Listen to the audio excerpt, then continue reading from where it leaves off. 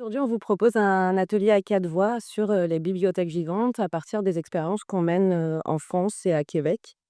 Ça fait un peu plus d'un an maintenant qu'on s'est rencontrés en visio pour échanger sur les pratiques respectives qu'on a des bibliothèques vivantes en France et à Québec.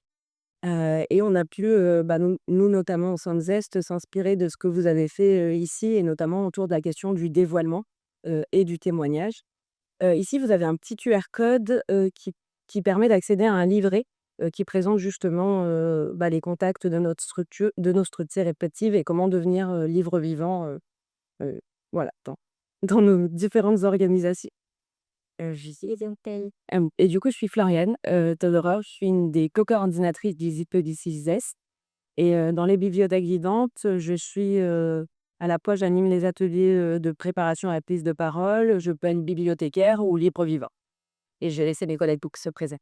Moi, c'est Véronica, je suis chargée, du projet des bibliothèques vivantes à l'AQRT, qui est l'Association québécoise de réadaptation psychosociale, qui fête ses 35 ans, cette année et qui a pour mission de mobiliser un peu les connaissances en matière de santé mentale, en rétablissement, et je suis avec ma collègue Cassia. Oui, moi, je travaille aussi à la QRP, l'Association québécoise pour, la réadaptation psychosociale. Donc je suis à la fois éditrice de la revue Le Partenaire en savoir croisé en santé mentale. Je suis chargée de coordination pour, les formations, qui seront en rétablissement, formation sur les forces, donc toutes les formations qui sont pas en paradense. C'est sûr que notre plus gros, lot de formations se trouve en paradense. Hem, Sinon, auparavant, avant Véronica, je m'occupais des bibliothèques vivantes pour la QRP. À Melovie, qui connaît les bibliothèques vivantes déjà? Au moins plus de la moitié de let's go. C'est comme ma collègue, a dit, moi, ça m'est arrivé aussi d'être les vivants, donc j'ai à la fois coordonné, mais j'ai aussi tenté l'expérience de les vivants, ce qui est très enrichissant, mais qui demande aussi, une prise sur soi pour le dévoilement. Vous en parlerez plus tard. Oui, si. Alors moi, c'est Colline Attal. Je suis une des co-coordinatrices, de Zest également. J'ai également un diplôme de pair et danse, hem, parce que je vis avec un trouble psychique, un trouble bipolaire. Donc rapidement, juste pour présenter Zest, notre structure qui est basée à Lyon, c'est un dispositif de lutte contre la stigmatisation, hem, qui comprend, des personnes directement concernées par un trouble psychique, donc qui vont, co-créer nos actions, enfin les actions, avec nous. Également qui regroupe, des professionnels de santé et des proches aidants. En fait, un peu tout le monde peut venir pour co-construire nos actions et les actions principales, qu'on mène, ça va être des actions, de témoignage, notamment les bibliothèques vivantes et là, du coup, on va vous parler un peu de tout ça, heu, par une vidéo, en fait, qui va juste, présenter, succinctement ce que c'est qu'une bibliothèque vivante. Donc les bibliothèques vivantes, l'idée c'est de provoquer la rencontre, notamment dans l'espace public, entre du coup une personne qui vit avec un trouble psychique et une personne qui passe par là. Est-ce que là parmi ces livres vivants, il y en a un que vous aimeriez écouter? Et l'idée c'est vraiment de venir sensibiliser en fait quelqu'un qui a priori n'aurait pas eu accès à ce témoignage d'une autre façon. Et du coup, lors de la bibliothèque vivante, l'échange il va durer environ une trentaine de minutes. D'abord, le livre vivant va lire son texte pendant une dizaine de minutes. Ensuite, va y avoir un temps d'échange d'une dizaine de minutes où là, le lecteur pourra aussi poser toutes ses questions. Si vous avez des réactions à tout hasard. C'est très enrichissant comme expérience en tout cas. Oui. Ouais, je suis content que vous me disiez ça, j'avoue. On se met à ta place en fait. Ça permet de se rendre compte que la frontière entre personnes, entre guillemets, soignées et personnes qui ne le sont pas, elle est beaucoup plus fine qu'on pourrait croire en fait. La santé mentale, en fait, ça concerne tout le monde, vraiment. L'idée, c'est vraiment d'essayer de faire comprendre qu'il n'y a pas une petite partie de la population qui est simplement entre guillemets née pas comme il fallait, avec des troubles, etc., et qui vivra toute sa vie avec, et d'autres du coup qui sont pas concernés du tout, qui de toute façon vont jamais à se poser la question, etc. Non, tout le monde à un moment de sa vie peut être touché par ça, quoi, du coup. Et c'est ça qu'on essaye de faire comprendre. Fait que voilà, vous voyez que ça reprend un peu le concept de la bibliothèque. Fait que c'est inspiré, en fait, du Danemark qui, dans l'organisme Stop the Violence, qui, dans les années 2000 avait créé le Human Libraries. pour lutter contre la discrimination raciale. Donc, au Québec, la QRP a repris un peu le concept, puis depuis 2013, on organise des bibliothèques vivantes sur le thème de la santé mentale. Donc, c'est vraiment un outil, un dispositif qui fonctionne parce que ça utilise la stratégie contact, comme on a pu en parler ce matin. Donc, c'est une stratégie qui est basée sur la rencontre plus intime, personnelle, d'égal à égal. Et c'est vraiment reconnu dans la littérature comme étant la stratégie au niveau de la déstigmatisation qui est la plus efficace versus l'information ou la protestation. Parce que justement, il y a ce rapport intime-là qui vient déconstruire les préjugés, puis ça devient donc plus difficile de reproduire un peu les stéréotypes. Fait que c'est vraiment cette stratégie-là qui a le plus de chances de défaire les attitudes et les comportements discriminatoires. Et du coup, que ça soit à Québec ou en France, on va être amené à faire des bibliothèques vivantes venant de différents lieux en fonction des publics, qu'on veut cibler. Je te laisse peut-être dire, de notre côté. Oui, ben ça, c'est vraiment un outil qui est hyper malléable, flexible. Par exemple, hier, justement, on était au Cégep Garneau. Donc, on a fait une bibliothèque vraiment auprès des étudiants qui sont présentement en formation en soins infirmiers, en technique policière, en sociologie. Ça, c'est une, puis c'est vraiment très puissant, là. Cet automne, pour vous donner un autre exemple, on va être à notre deuxième édition au Salon du livre de Montréal. Donc, pendant les 5 jours, on va être là. Il y a 40 livres qui vont venir témoigner de différents récits de parcours de rétablissement. Donc, juste pour vous donner quelques idées de lieux. Euh,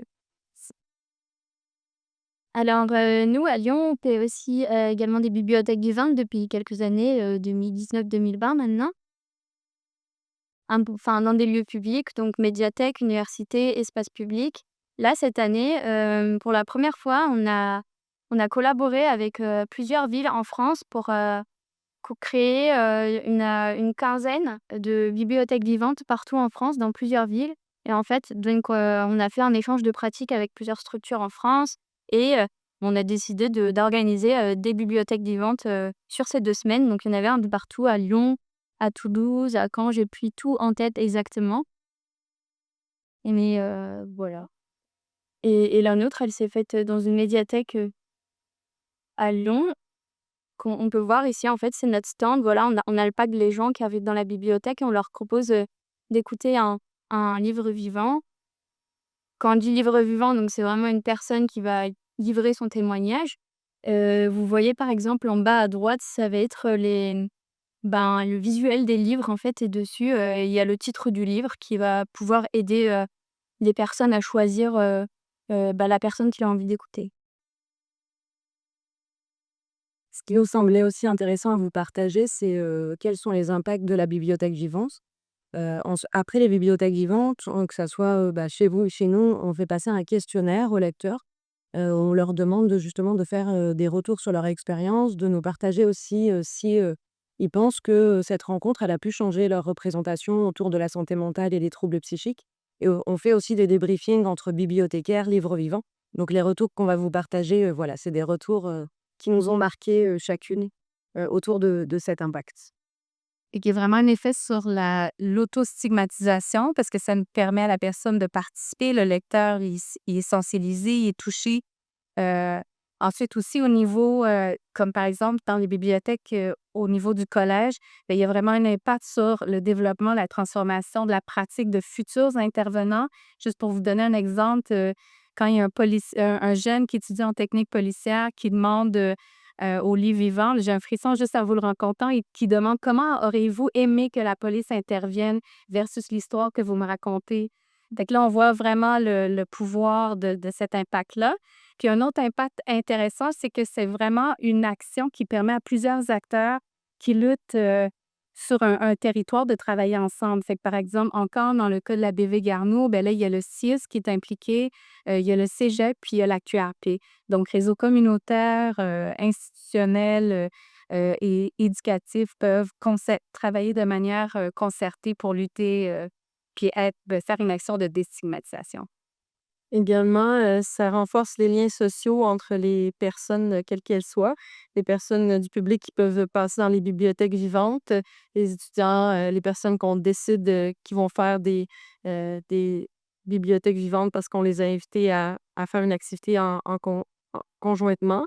Heu, Moi, ce que je trouve intéressant aussi, c'est quand on voit des événements, des grands événements comme les salons du livre, mais il y a une expérience en particulier que j'ai vécue qui était une très petite bibliothèque dans une bibliothèque, à Beauport, il y avait des personnes c'était des personnes assez âgées là, des personnes aînées qui avaient des troubles de santé mentale, tous très différents les uns des autres, tous à différents, moments de leur établissement, mais qui fonctionnaient entre guillemets, heu, qui avaient des activités, sociales entre eux puis qu'ils mettaient mais si vous connaissez, c'est l'Odyssée bleue.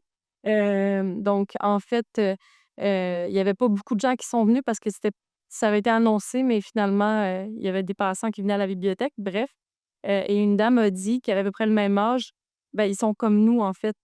C'est comme si ça avait transcendé sa vision, mais qu'à son âge, ça la frappait de voir, qu'il y a personne avec pour elle, c'est une simple chose peut faire varier mon vécu pour que je vive des choses, des déclencheurs de ma santé, des problèmes de santé mentale. Donc elle m'a parlé longtemps, elle était un peu interloquée de pas s'être rendue compte de ça dans sa vie. Sinon, pour, le livre vivant, de comprendre son vécu, d'arriver à un point où ce que son rétablissement peut être un symbole d'espoir pour les autres. Merci. Pour mon cas, moi, j'ai 2 choses qui me viennent vraiment en tête. Heu, Au sein du collectif, Zest, du coup, c'est vraiment, la bienveillance qu'il y a entre tous les membres, la cohésion, heu et en fait, je me rends compte que c'est vraiment un facteur de rétablissement pour toutes les personnes qui viennent, qui viennent co-construire les actions avec nous à Zest et même pour moi, depuis que j'y suis, ça va faire 3 ans, bah, je me rends compte que d'avoir ce poste comme coordinatrice, de participer aux bibliothèques vivantes en tant qu'organisatrice et bibliothécaire, en tant que livre vivant, bah, ça aussi ça joue énormément sur ma stabilité et ça a renforcé mon rétablissement. Et moi, la petite, anecdote, par rapport à une bibliothèque vivante qui m'a marquée, c'était, pour, une école qui formait des éducateurs spécialisés à Lyon et du coup, j'ai lu un texte, sur, mon histoire et la relation avec mon père parce qu'on a tous les 2 la même maladie, un trouble bipolaire et en fait, je suis émue, désolée et je suis un peu stressée et en fait, le jeune homme qui était en première année, il a fini par dire à une de mes collègues, «Ah bah, après la lecture, de son livre, je pense, que je vais fortement m'orienter en psychiatre». Voilà. Merci. Et moi, du tout, un point que je voulais soulever, c'est, le fait que de participer aux bibliothèques vivantes, les bénéfices, ils s'arrêtent pas juste à notre participation. Heu, En tout cas, moi, d'avoir été livre vivant, d'avoir travaillé mon témoignage, ça m'a permis aussi d'être plus à l'aise pour parler de ma santé mentale à l'extérieur, ce qui était vraiment quelque chose qui était, impossible pour moi avant. Donc, je pense que c'est quelque chose aussi qui est partagé, en tout cas par les participants, le fait de se sentir plus à l'aise, d'en parler et aussi d'être plus en soutien des personnes qui peuvent être amenées, à nous en parler. Et puis un autre exemple d'impact aussi que peut avoir une bibliothèque vivante sur les préjugés. Ce matin, c'était assez touchant quand Marie-Ève et Luc nous ont parlé de la parentalité et à la dernière bibliothèque vivante, qu'on a fait, il y a justement, Jean-Michel, qui, parlait de la relation qu'il avait avec ses filles et une dame qui est venue le voir, au début lui a dit: «Ah bah, je savais pas qu'on pouvait, avoir des enfants, quand on avait un trouble psy» et à la fin de la rencontre, elle lui a dit: «Bah, vous avez bien fait d'avoir des enfants», donc voilà, on voit que ça a pu quand même, faire évoluer, ses représentations à ce niveau-là. Là, on voulait prendre juste un tout petit peu de temps pour vous parler des différences et des similitudes qui existent dans nos différentes expériences de bibliothèque vivante. Parce que ce qui est intéressant avec ce dispositif, c'est que chacun peut se l'approprier à sa façon. C'est pas un dispositif figé, donc on vous invite aussi à le mettre en place si vous le souhaitez. Fait qu'une des différences que nous, on a constatées en se parlant, c'est que nous, à la QAP, on veut vraiment rémunérer les livres parce qu'on veut valoriser le savoir expérientiel vu qu'on est beaucoup dans la aidance et la diplomation, tout ça. Donc, pour nous, c'est important là, que ça soit rémunéré puis que ça soit mis à la même valeur que le savoir clinique, le savoir clinique. Donc, ça, c'est une des différences. Hem, Versus chez vous, est-ce que c'est vraiment plus un engagement bénévole et tout ça, puis que ça fait partie de fait que dans la poche, il y a une différence. Mais moi, ce que j'avais surtout envie de dire, ce qui m'inspirait, de votre pratique à vous, puis ce que j'ai découvert en vous côtoyant, c'est le fait que vous mélangiez, en fait, intervenants 5 minutes. Il de Saguenay-Sherbrooke, qui mélange intervenants et personnes concernées. Donc du coup, là, ça défait vraiment la barrière entre soignés et soignants et je trouve que ça, c'est vraiment fort puis c'est quelque chose que j'aimerais qu'on fasse ici, plus souvent au Québec. Vous venez de dire, du coup, de pas se poser de pense. C'était trop longtemps qu'on est ensemble. 2-3 jours. C'est qui le gros, OK? Mais ouais, c'est ça. Puis, ben, tu sais, en tout cas, moi, je vous propose, si vous avez des interventions ou des questions, de nous les faire en même temps parce que c'est dans le 5 minutes de questions, là. OK. Vous pouvez nous interrompre, en tout cas, si vous. Aussi, pour garder les témoignages des livres vivants, on se demande quel est finalement l'héritage de tout ça. On sait que faire plus de bibliothèques vivantes, ça permet aussi d'enrichir, d'aller plus loin si on veut. Mais Relions-nous, c'est une des initiatives que vous avez faites, qui est de faire un site web avec, on en a parlé au début de la journée, de cliquer et d'aller voir les histoires, les chapitres des livres vivants. Mais je me suis posé la question depuis le début, je fais la coordination de cette activité. Comment garder en mémoire ces histoires? Donc, je vous laisse la question, puis vous nous reviendrez. Ça, c'est le moment de la corrige. Non, non. Toi aussi, t'as dit, toi. Non, moi, juste une dernière chose aussi. Euh, c'est vrai qu'on se posait la question, la petite nuance entre nous, les bibliothèques vivantes à Lyon, c'est qu'on fait beaucoup d'alpagage. Donc, il n'y a pas d'inscription. Ça a été rare qu'on fasse avec une inscription. C'était pour une formation des pompiers il y a 2 ans et demi, je pense. Alors que chez vous, c'est un peu plus courant, j'ai l'impression. En tout cas, celle qu'on a vue hier, c'était pour des étudiants en police. Je sais pas comment on dit ici. En technique policière. Sur les techniques policières, voilà. Et du coup, c'était vraiment inscrit par leur professeur, ça faisait partie du cursus. Et moi, je trouve ça hyper intéressant aussi parce qu'au final, c'est pas parce que c'est obligatoire que ça va pas être intéressant. Je pense que juste parfois, on n'a pas forcément l'idée ou le temps ou voilà, ça nous passe au-dessus. Et je pense que justement, dans un cursus, ça peut être hyper pertinent. Et en plus, bah, ça change des cours en amphithéâtre, etc. Donc voilà, moi, c'est quelque chose que j'aimerais bien plus intégrer. Puis là, ce qu'on se dit, c'est qu'on aimerait ça faire un projet de recherche-action France-Québec pour voir l'impact des BV au niveau de l'autostigmatisation. Donc, s'il y a des gens qui ont des idées, comme nous avons, qu'on est prenant pour pouvoir évaluer l'impact de cette activité-là sur les personnes. Et si là, tu avais une phrase de confusion, je suis quand cassée. Oui, tu peux garder. Ben oui, en fait, on veut garder en vie les bibliothèques vivantes grâce à la fois à l'engouement qu'il y a par les gens. En fait, garder l'espoir vivant grâce à ça. On veut garder les sources de financement possibles pour les bibliothèques vivantes, que ce soit par les initiatives et tout.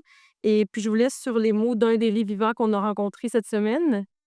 Euh, j'ai été profondément touchée par la façon dont j'étais écoutée par les jeunes et leur regard aussi. J'ai dit à ces jeunes des choses que je n'ai jamais dit à personne, même à ma famille. C'est une expérience qui va me transformer. Euh, ouais, puis si vous avez des questions, on va peut-être prendre une question. On porte souvent des masques et là, c'est l'occasion d'exister dans mon entièreté et il n'y a pas de meilleur médicament.